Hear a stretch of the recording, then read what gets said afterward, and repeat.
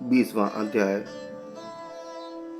श्री शुकदेव जी कहते हैं, राजन, अब परिमाण, लक्षण और स्थिति के अनुसार प्लक्ष आदि अन्य द्वीपों के वर्ष विभाग का वर्णन किया जाता है। जिस प्रकार मेरु पर्वत जम्बू द्वीप से घिरा हुआ है, उसी प्रकार जम्बू द्वीप भी अपने ही समान परिमाण और विस्तार वाले खारे जल के समुद्र से परिवेष्टित है। फिर खाई जिस प्रकार बाहर के उपवन से घिरी रहती है, उसी प्रकार सार समुद्र भी अपने से दूने विस्तार वाले प्लक्ष द्वीप से घिरा हुआ है। जम्बू द्वीप में जितना बड़ा जामुन का पेड़ है, उतने ही विस्तार वाला यहाँ स्वर्णमय प्लक्ष पाकर का वृक्ष है। उसी के कारण इसका नाम प्लक्ष द्वीप हुआ है। यहाँ 7 जीवाओं वाले अग्निदेव विराजते हैं। इस द्वीपों के अधिपति प्रियव्रत पुत्र महाराज इद्मजिह् थे।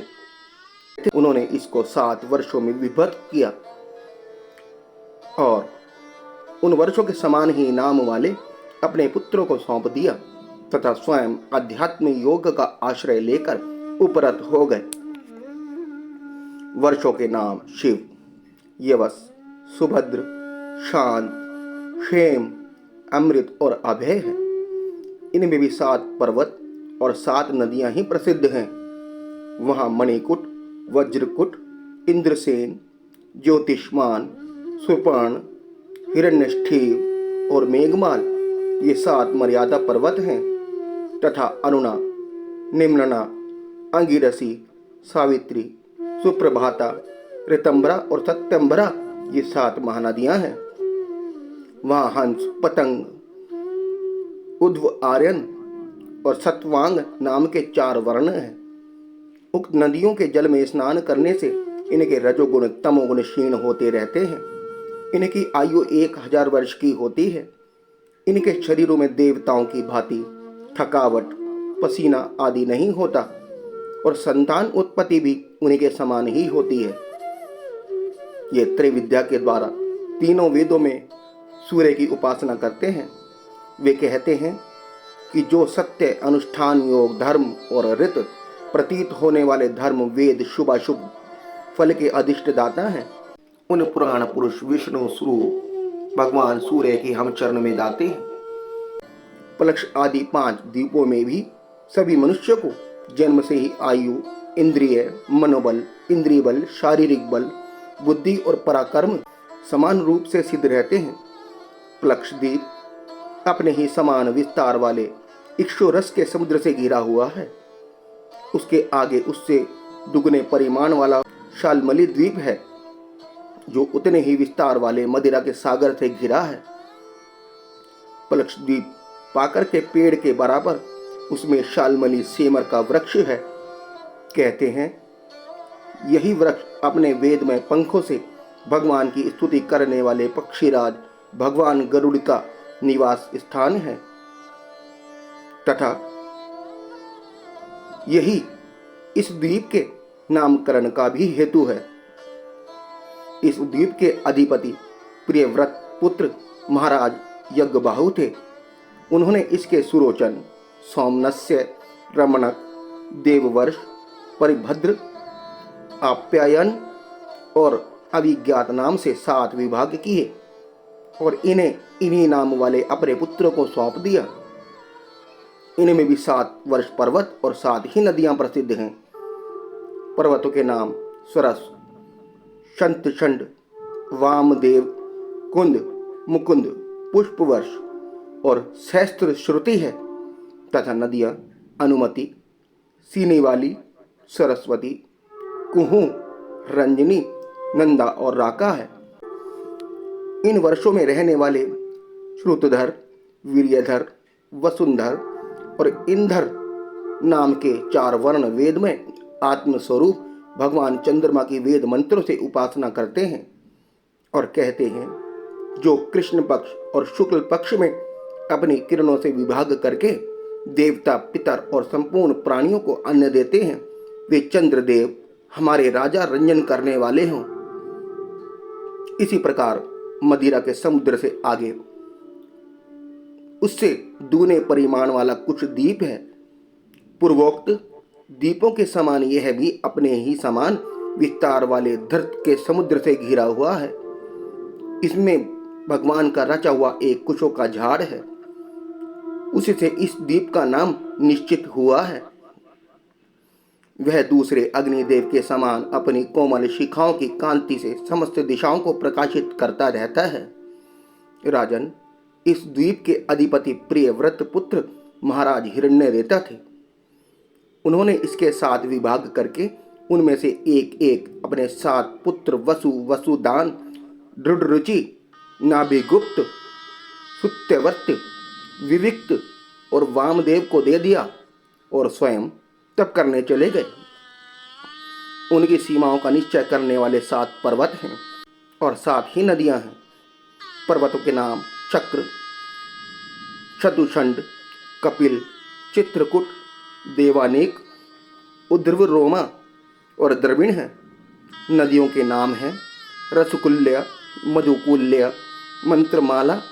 इनके जल में स्नान करने से कुशद्वीपवासी कुशल, कोविद, अभियुक्त और कुलक वर्ण के पुरुष अग्निस्वरूप भगवान हरि की यज्ञ आदि कर्म कौशल के द्वारा पूजन करते हैं तथा इस प्रकार स्तुति करते हैं, अग्नि, आप परब्रह्म को साक्षात हवि पहुँचाने वाले हैं। अतः भगवान के अंगभूत देवताओं के यजन द्वारा आप उन परम पुरुष का ही यजन करें।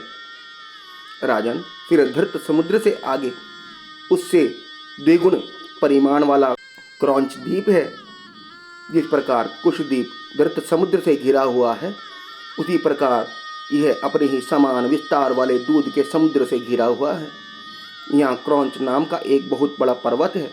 उसी के कारण इसका नाम क्रौंच द्वीप हुआ है।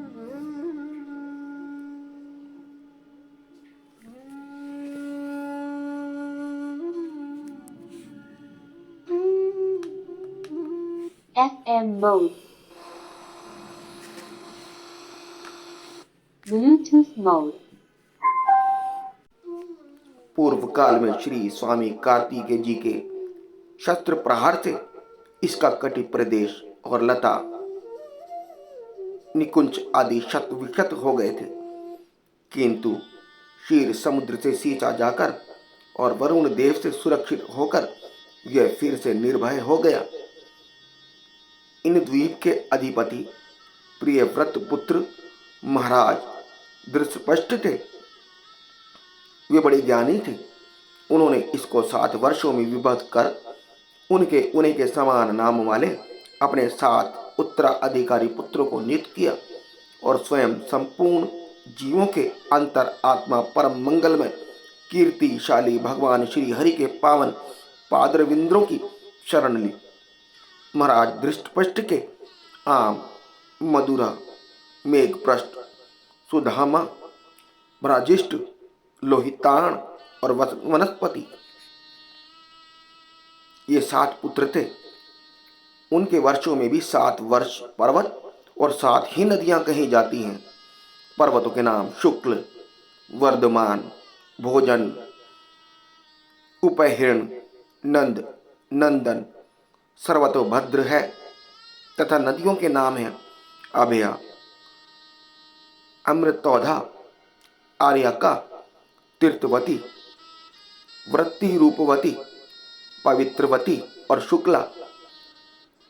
इनके पवित्र और निर्मल जल का सेवन करने वाले वहां के पुरुष ऋषभ,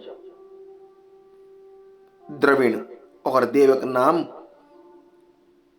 नामक 4 वर्ण वाले निवासी जल से भरी हुई अंजलि के द्वारा आपो देवता जल के देवता की उपासना करते हैं और कहते हैं, हे जल के देवता, तुम्हें परमात्मा से सामर्थ्य प्राप्त है। तुम भू, भुवा और स्वहा तीनों लोगों को पवित्र करते हो, क्योंकि स्वरूप से ही पापों का नाश करने वाले हो। हम अपने शरीर से तुम्हारा स्पर्श करते हैं, तुम हमारे अंगों को पवित्र करो।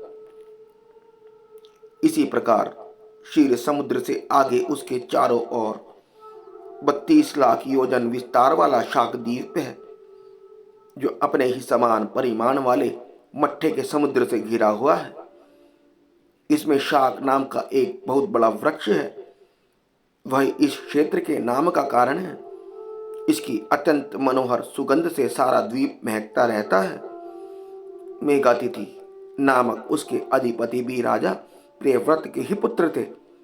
उन्होंने भी अपने द्वीपों को 7 वर्षों में विभक्त किया और उनमें उन्हीं के समान नाम वाले अपने पुत्र पुरोजव, मनोजव, पवमान, ध्रुमानीक, चित्ररेफ, बहुरूप और विश्वधार को अधिपति रूप से नियुक्त कर स्वयं भगवान अंत में दत्त चित्त हो तपोवन को चले गए।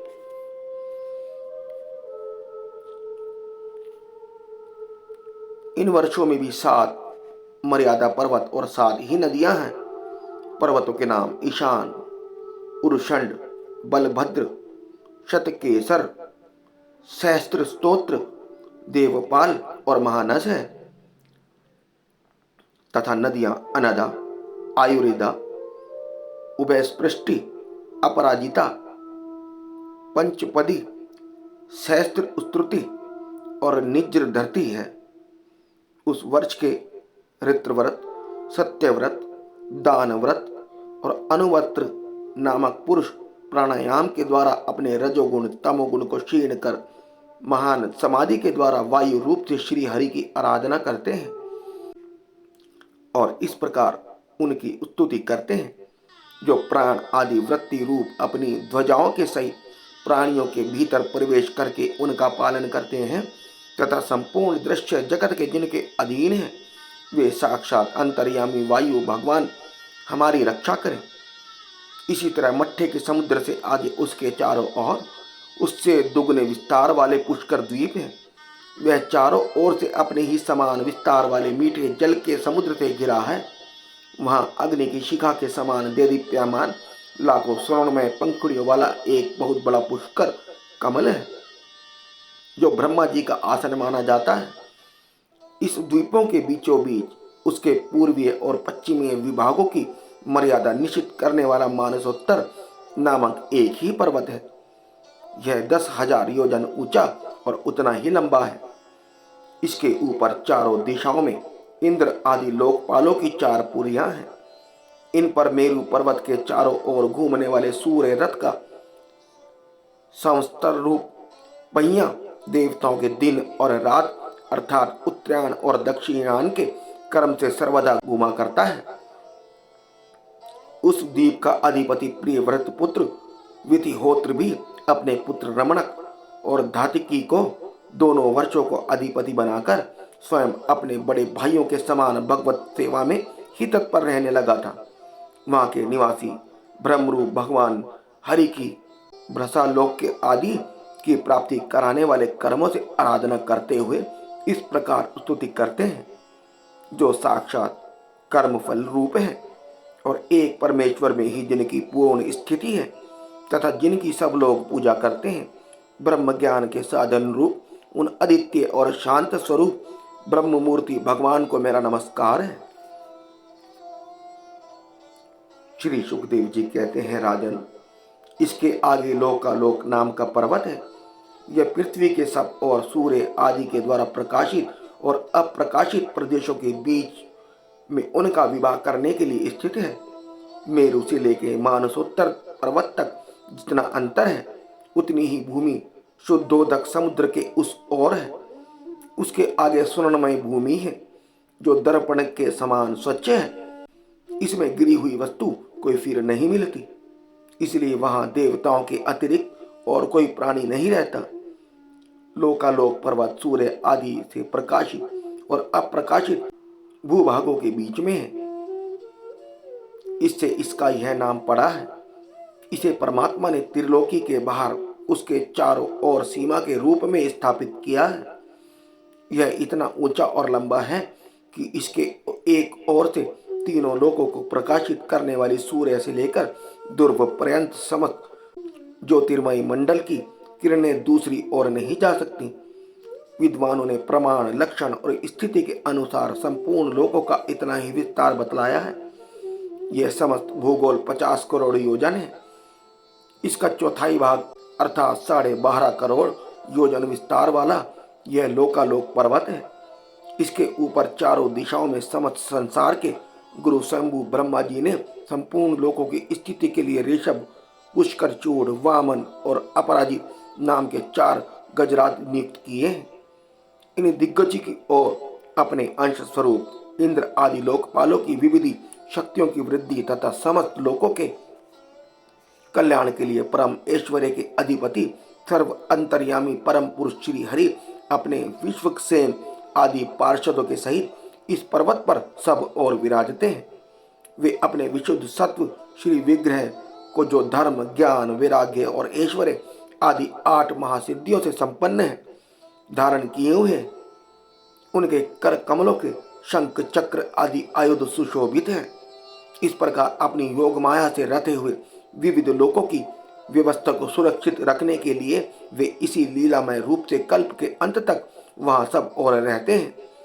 लोकालोक के अंतर्वर्ती भूभाग का जितना विस्तार है, उसी से उसके दूरी और के अलोक प्रदेश के परिमाण की भी व्याख्या समझ लेनी चाहिए।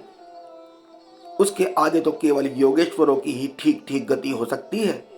राजन, स्वर्ग और पृथ्वी के बीचों बीच जो ब्रह्मांड का केंद्र है, वही सूर्य की स्थिति है। सूर्य और ब्रह्मांड गोल के बीच में सब ओर से 25 करोड़ योजन का अंतर है। सूर्य इस मृत अर्थात मरे हुए अचेतन अंड में विराज रूप से विराजते हैं। इसी से इनका नाम मार्तंड हुआ है। ये हिरण्मय ज्योतिर्मय ब्रह्मांड से प्रकट हुए हैं, इसलिए इन्हें हिरण्य गर्भ भी कहते हैं। सूर्य के द्वारा दिशा ही दिशा, आकाश, भूलोक, अंतरिक्ष लोक, भूलोक, स्वर्ग और मोक्ष के प्रदेश, नरक और रसातल तथा अन्य समस्त भागों का विभाग होता है।